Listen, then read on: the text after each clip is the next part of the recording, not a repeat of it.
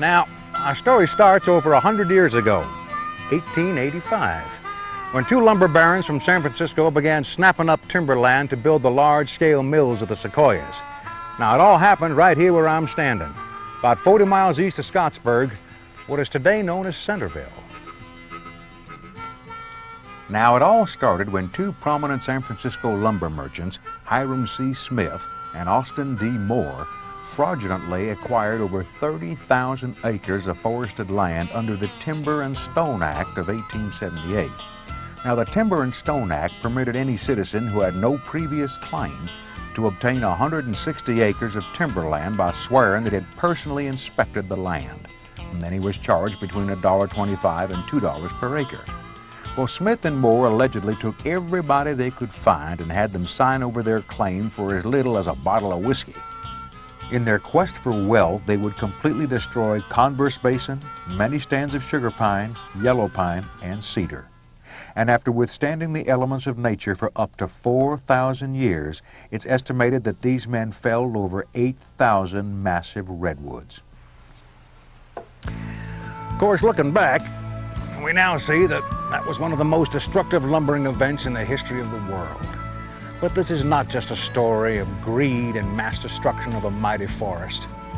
Nope, it's also the story of incredible physical effort, marvelous ingenuity and resourcefulness, at a time when men worked from sunup to sundown, risking their lives every day, in an era of growth and expansion in this country unmatched anywhere in the world. Of the two San Francisco lumber merchants, it would be Hiram Smith that would assume responsibility of the Kings River operation. He first planned to build a railroad up the Kings River Canyon. Well, that plan was abandoned once he saw firsthand the enormous undertaking it involved. Smith opted to build a great 54-mile-long flume, bringing lumber from the sawmill sites in the high country down to the railhead in the valley. Floating lumber down a flume was not a unique idea. It had been incorporated by many lumbermen in various parts of the country. But Hiram Smith was proposing to build the largest flume ever conceived and constructed through the most treacherous mountain terrain ever attempted. On April 24, 1888, the new Kings River Lumber Company was formed and they began work. 4 months later, they'd completed the survey for the placement of the flume. In June, work commenced on the sawmills, and a month later, on July 29, 1889, they began construction of the flume. Once completed in 1890, the flume would run from Millwood in the rugged mountain country of the Sierra to its Sanger terminal and the railhead, and would go on record as being the world's largest flume. Interestingly, they were still undecided where the flume would end up. The city of Fresno and the railhead town of Centerville openly coveted the prospect, and for good reason. Being the railhead terminus point would represent a valuable enterprise of jobs, growth, and prosperity.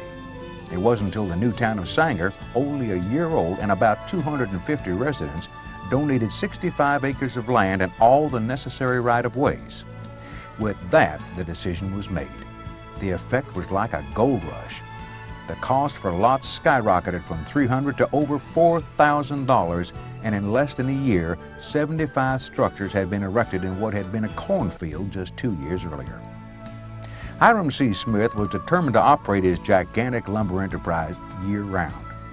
He therefore constructed 2 sawmills, one above and one below the snow line. Construction on the upper mill was completed in July of 1889 and would be known as the Sequoia Mill. And 51 days later, the lower mill began full operation as well. It would be known as the Abbott Mill. He also planned construction of a large reservoir on Mill Flat Meadow, later to be named Sequoia Lake, located about a mile above the upper mill site at the 5,300-foot elevation. It was critical that a constant, dependable water supply be made available for the flume, so construction of the stone and earth dam was started in August of 1889. The flume was a marvel of engineering ingenuity and construction skill. Numerous trestles would be built to span the steep terrain and deep gorges, and many of these trestles would stand over 120 feet high. The severity of the Kings Canyon Gorge, one of the deepest canyons in the United States with sheer granite cliffs, massive boulders, and a narrow ravine, would take its toll.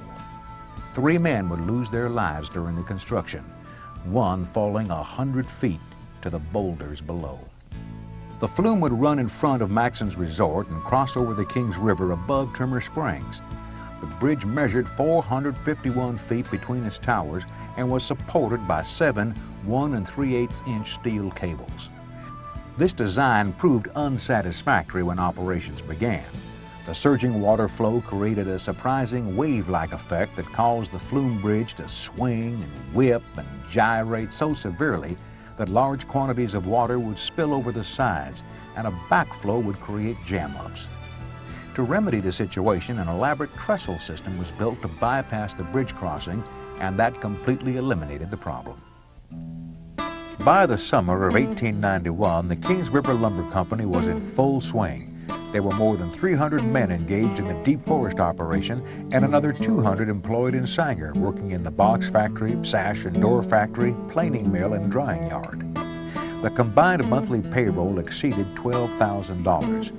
Well, it doesn't sound like much, but today that same payroll would equate to about $2 million a month.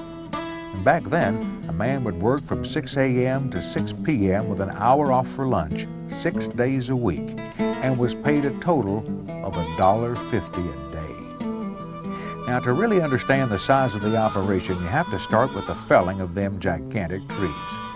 Now, the base of these trees were so big around that axemen had to chop huge cuts on the sides so the two-man saws could fit.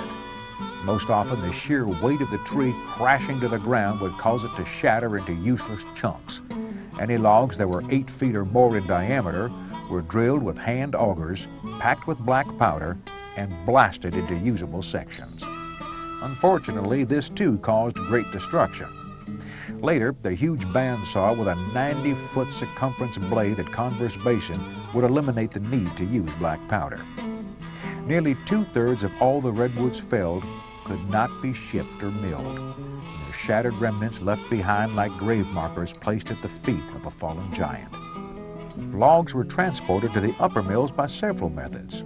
First, Dolbear and Tacoma donkey engines were used to drag the logs to the chutes, and these were sleds with steam-powered cable winches that could drag both the log and the sled through the forest. The chutes consisted of 2 rows of logs, a couple of feet apart, and greased down so the logs could slide. The logs would be pulled by horses using a big wheel, and then a series of logs would be chained together, creating a log train. Early on, teams of horses and oxen were used to pull these log trains, and later, elaborate cable systems connected to piston-driven engines and cable drums would be used.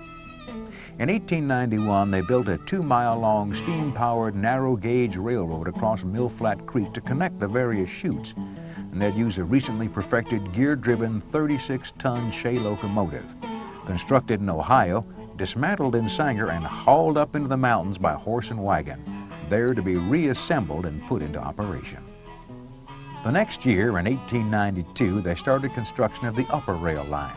And this 7-mile-long railroad would connect the upper mill to chutes and high ridges where the largest redwoods would be found. To reach the timber tacks further from the mills, they constructed crude tramways, nothing more than wooden rail tracks covered with scrap iron. The tram cars were hauled up the mountain by horse teams, but the loaded cars returned to the mills by the force of gravity and one stalwart brakeman.